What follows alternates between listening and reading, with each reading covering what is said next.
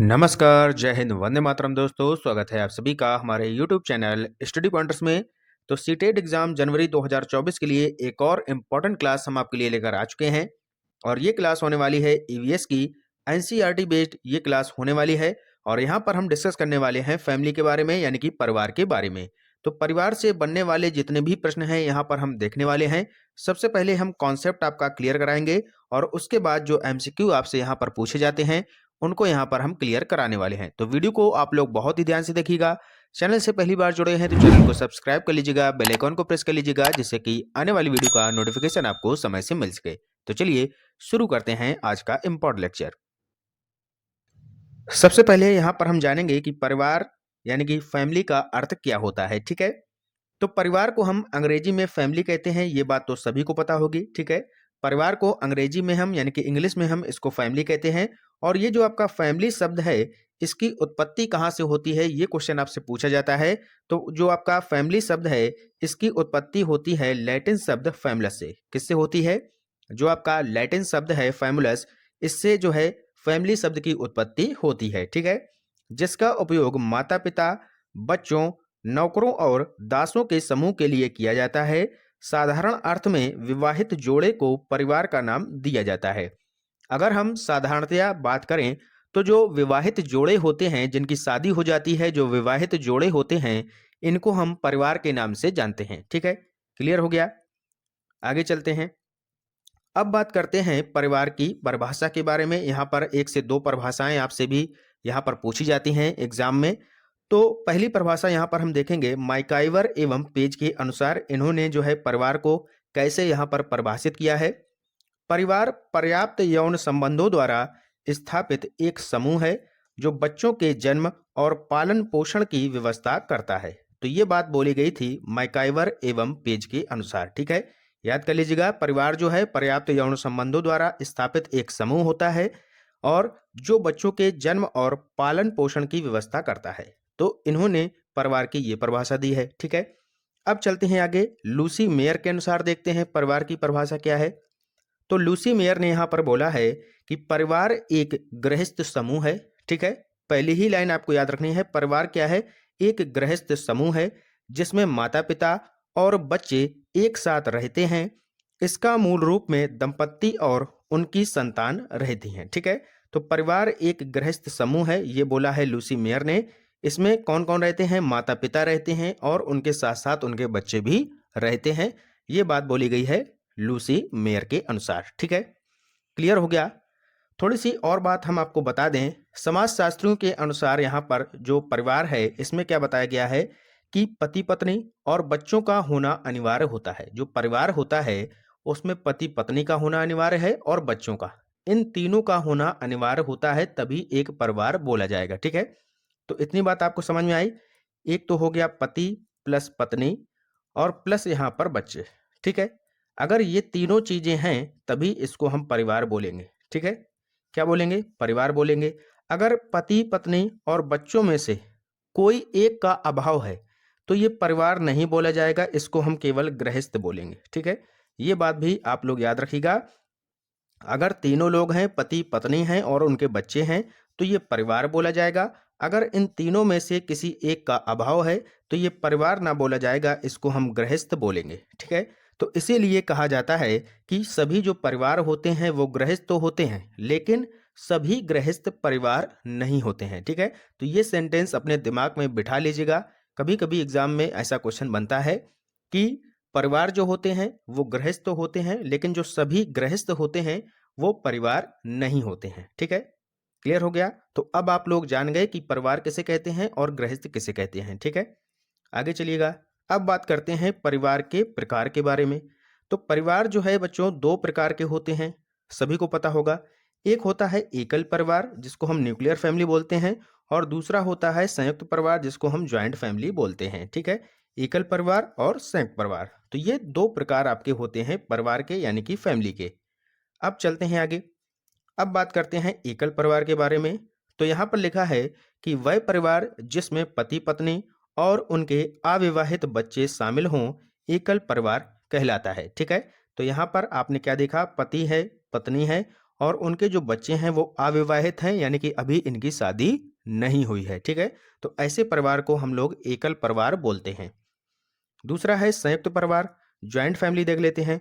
वह परिवार जिसमें 2 बच्चे या 3 पीढ़ियों के सदस्य, जैसे कि क्या लिखा है, वह परिवार जिसमें 2 या 3 पीढ़ियों के सदस्य जैसे पति पत्नी और उनके अविवाहित बच्चे, विवाहित पुत्र, उनकी पत्नियां और बच्चे, चाचा चाची, दादा दादी, बुआ का समावेश होता है, तो ऐसे परिवार को हम संयुक्त परिवार कहते हैं। यानी कि इस परिवार में क्या हो गया, पति पत्नी आएंगे, उनके अविवाहित बच्चे भी होंगे और विवाहित बच्चे भी होंगे। ठीक है, और इनके साथ साथ चाचा चाची भी रहते होंगे, दादा दादी भी रहते होंगे, तो ये परिवार आपका कहलाएगा संयुक्त परिवार। ठीक है, आपने घर पे भी आपने देखा होगा, जैसे मान लीजिए कि कोई फैमिली है जिसमें केवल आप हैं और आपके माता पिता हैं। ठीक है, तो वो हो गया आपका एकल परिवार। और अगर आपके साथ आपके माता पिता हैं, चाचा चाची हैं, दादा दादी हैं, बुआ हैं, तो ये जो पूरा परिवार हो जाएगा ये संयुक्त परिवार कहलाएगा। ठीक है, इसमें कोई ज़्यादा लॉजिक नहीं है, आप लोग आराम से इसको समझ लेंगे। ठीक है, अब चलते हैं क्वेश्चंस की ओर। क्वेश्चन यहाँ पर कैसे बनते हैं इनको हम देखने वाले हैं। पहला है कि परिवार का सबसे लघु रूप है। लघु का मतलब क्या होता है, छोटा।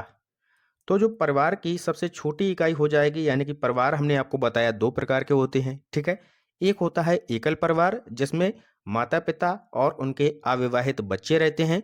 दूसरा हमने बताया संयुक्त परिवार जिसमें माता पिता, उनके विवाहित बच्चे भी होंगे, चाचा चाची भी होंगे, दादा दादी भी होंगे, ये सभी होंगे। ठीक है, तो यहाँ पर जो परिवार का सबसे छोटा रूप होगा वो होगा एकल परिवार। ऑप्शन नंबर पहला हमारा सही उत्तर हो जाएगा। ठीक है, किसी को कोई दिक्कत नहीं होनी चाहिए।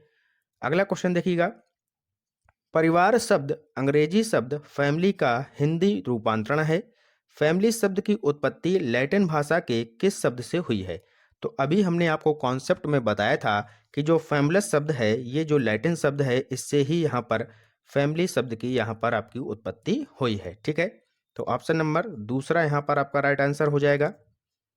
नेक्स्ट क्वेश्चन बताइएगा, परिवार पर्याप्त यौन संबंधों द्वारा स्थापित एक समूह है जो बच्चों के जन्म और पालन पोषण की व्यवस्था करता है। यह कथन किसका है? तो ये कथन दिया है किसने?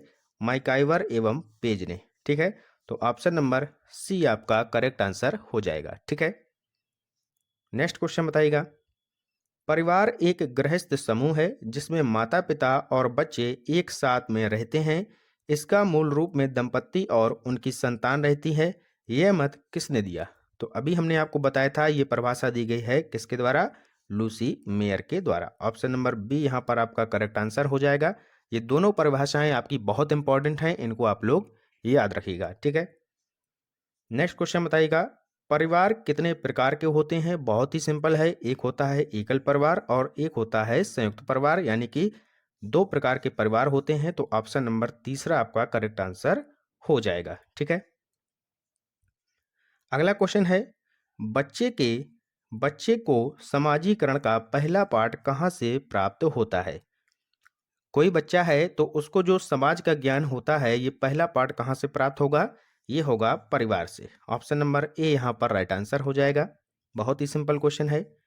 नेक्स्ट क्वेश्चन, वह परिवार जिसमें माता पिता और उनके बच्चे साथ में रहते हैं उसे कहते हैं। यानी कि यहाँ पर माता पिता हैं और उनके केवल बच्चे हैं, तो ये हो जाएगा एकल परिवार। ठीक है, ऑप्शन नंबर पहला हमारा सही उत्तर हो जाएगा। ठीक है, अगला क्वेश्चन बताइएगा, वह परिवार जिसमें माता पिता और बच्चों के साथ साथ यहाँ पर दादा दादी आ गए, चाचा चाची हो गए, बुआ हो गई, एक साथ रहते हैं, तो उसको क्या बोलते हैं? संयुक्त परिवार। ठीक है, क्लियर हो गया। नेक्स्ट क्वेश्चन, बच्चों के प्रथम गुरु का दर्जा किसे दिया जाता है? तो आप सभी को पता होगा, जो बच्चों की पहली गुरु जिसको हम बोलते हैं वो हमारी माता जी होती हैं, माँ होती हैं। तो ऑप्शन नंबर पहला ही हमारा करेक्ट आंसर हो जाएगा। माता जी को पहले गुरु का दर्जा यहाँ पर दिया जाता है। नेक्स्ट क्वेश्चन, पारिवारिक वृक्ष जो है ये किसको दर्शाता है? बताइएगा, पारिवारिक वृक्ष किसको दर्शाएगा? जिले की जनसंख्या को? बिल्कुल नहीं। राज्य की? ये भी नहीं होगा। देश की जनसंख्या? अरे भैया, जनसंख्या से कोई मतलब ही नहीं है, क्योंकि यहाँ पर परिवार की बात की जा रही है, तो किसी परिवार के सदस्यों को दर्शाता है। ऑप्शन नंबर डी यहाँ पर करेक्ट हो जाएगा। ठीक है, नेक्स्ट क्वेश्चन बताइएगा, एकल परिवार के अधिक प्रचलित होने के क्या कारण हैं? इस समय आप लोग वर्तमान में देख रहे होंगे कि एकल परिवार अधिक प्रचलित हैं, ठीक है। कहीं भी आपने अब ज़्यादातर आप लोग नहीं देखते होंगे। पुराने ज़माने में आप लोगों ने देखा होगा कि आपके साथ माता पिता रहते थे, बुआ भी रहती थी, दादा दादी थे। लेकिन वर्तमान में काफ़ी जो कारण बने हैं इसके, वो है जनसंख्या है, महंगाई है, कलह की संभावना है। तो ये सारी जो चीज़ें हैं, जनसंख्या हो गई, महंगाई हो गई, कलह की संभावना हो गई, ये सारे बेसिक कारण हैं जिसके कारण क्या होता है कि एकल परिवार अब जो है हमें वर्तमान में अधिक देखने को मिल रहे हैं, ठीक है। तो ये सभी कारण हो सकते हैं, ये सभी इसका राइट आंसर हो जाएगा ऑप्शन नंबर डी। क्लियर है? नेक्स्ट क्वेश्चन बताइएगा, निम्नलिखित में से निम्नलिखित में किसे परिवार का सदस्य नहीं माना जाता है? बताइएगा। बहुत ही सिंपल क्वेश्चन है, ध्यान से पढ़िएगा, बताइएगा क्या हो जाएगा इसका राइट आंसर। तो निम्नलिखित में से किसे परिवार का सदस्य नहीं माना जाता है? दादा दादी को माना जाता है, भाई बहन को माना जाता है, माता पिता भी माने जाते हैं, लेकिन जो मित्र होता है, हमारा दोस्त होता है, इसको जो है परिवार का सदस्य नहीं माना जाता है, ठीक है। क्योंकि ये सारे जो हैं एक ही आपके परिवार में आएंगे, एक ही खून का रिश्ता होता है इनका, लेकिन जो मित्र होगा ये अलग हो जाएगा, ठीक है। नेक्स्ट क्वेश्चन, सर्दियों में दादी अक्सर निम्नलिखित में से किसके घोल का त्वचा को रूखेपन से बचाने के लिए उपयोग करती हैं? तो बहुत ही अच्छा क्वेश्चन है। कभी कभी ऐसे भी क्वेश्चन आपसे सीटेड एग्जाम में पूछे जाते हैं और ये क्वेश्चन आपका पूछा गया है, ये भी आप लोग ध्यान से करिएगा। तो यहाँ पर सर्दियों में जब आपकी त्वचा रूखी हो जाती है तो उसके लिए किस घोल का इस्तेमाल करती हैं आपकी दादी, तो ये आपको बताना है। तो इसमें जो प्रयोग किया जाएगा गुलाब जल का, ग्लिसरीन का और नींबू के रस का, ठीक है। तो गुलाब जल, ग्लिसरीन और नींबू के रस का यहाँ पर घोल का इस्तेमाल करते हैं त्वचा को मुलायम बनाए रखने के लिए, ठीक है। तो ऑप्शन नंबर बी आपका यहाँ पर करेक्ट आंसर हो जाएगा, ठीक है। अगला क्वेश्चन बताइएगा, मलयालम में माँ की बड़ी बहन को कहते हैं? बहुत ही अच्छा क्वेश्चन है, काफ़ी बार एग्जाम में जो है सीटेट में ये पूछा गया है, मोस्ट इंपॉर्टेंट है, इसको आप लोग याद रखिएगा। मलयालम में माँ की बड़ी बहन को क्या कहते हैं? तो वलीयम्मा कहते हैं। क्या कहते हैं भैया? वलीयम्मा। पहला ही ऑप्शन सही हो जाएगा। मलयालम में माँ की जो बड़ी बहन होती है इनको हम वलीयम्मा के नाम से जानते हैं, ठीक है। नेक्स्ट क्वेश्चन, समाज की मूल इकाई है। बहुत ही सिंपल क्वेश्चन है, समाज की मूल इकाई क्या है? पुरुष हैं, औरत, बच्चे या फिर परिवार? तो परिवार जो है ये आपकी समाज की मूल इकाई होता है। ऑप्शन नंबर डी आपका करेक्ट आंसर हो जाएगा, बहुत ही सिंपल है। अगला क्वेश्चन बताइएगा और ये होगा आज की क्लास का हमारा अंतिम प्रश्न। परिवार एक इकाई होता है जिसमें माँ, पिता और उनके 2 बच्चे होते हैं। यह कथन क्या दर्शाता है? सत्य है, क्योंकि सभी भारतीय परिवार इसी प्रकार के होते हैं। तो ये बात तो भैया नहीं जम रही। माँ होगी, पिता होंगे और बच्चे होंगे, ऐसा तो नहीं है कि ये सत्य है और सभी भारतीय परिवार ऐसे ही होंगे, ये गलत हो गया, ठीक है। दूसरा देखिएगा, सही नहीं है, क्योंकि इस कथन में यह स्पष्ट करना चाहिए कि बच्चे जैविक होते हैं।